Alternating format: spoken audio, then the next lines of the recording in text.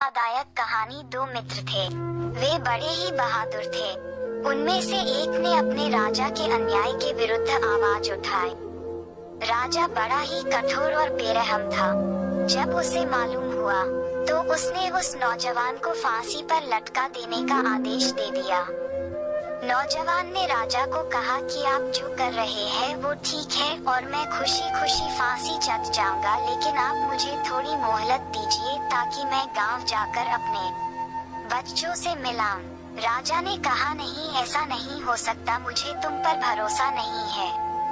तो उस नौजवान के मित्र ने कहा कि महाराज, मैं इसकी जमानत देता हूँ। अगर ये लौट कर नहीं आए तो इसकी जगह मुझे फांसी दे दीजिएगा। राजा हैरान रह गया, क्योंकि अब तक उसने ऐसा कोई आदमी नहीं देखा था तो दूसरों के लिए अपनी जान देने को तैयार हो। तो राजा ने उसे गांव जाने की सहमति दे दी और उसे 6 घंटे का टाइम दिया गया। नौजवान चला गया और उसने देखा कि उसे लौटने में 5 घंटे का समय लगेगा और वो आराम से जाकर आ सकता है।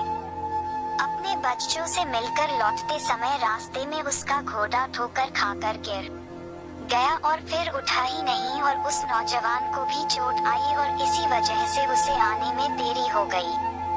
उधर 6 घंटे बीत जाने के बाद उसका मित्र खुश हो रहा था और भगवान से प्रार्थना कर रहा था कि उसका मित्र नहीं आए ताकि वो अपने दोस्त के काम आ सके।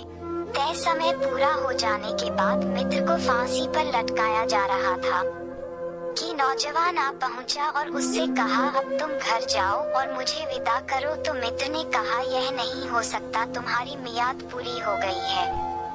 तो नौजवान ने कहा, ये मेरी सजा है, इसलिए मुझे इसे सहने दो, तुम अपने घर जाओ। दोनों मित्रों की इस बहस को राजा देख रहा था तो उसकी आंखें डबडबा आई और उसने दोनों को बुलाकर कहा, मैंने तुमको माफ कर दिया है और तुम्हारी दोस्ती ने मेरे दिल पर गहरा असर डाला है। और उसके बाद बादशाह ने कभी किसी पर जुल्म नहीं किया। दोस्तों, कैसी लगी ये कहानी हमें कमेंट करके जरूर बताएं।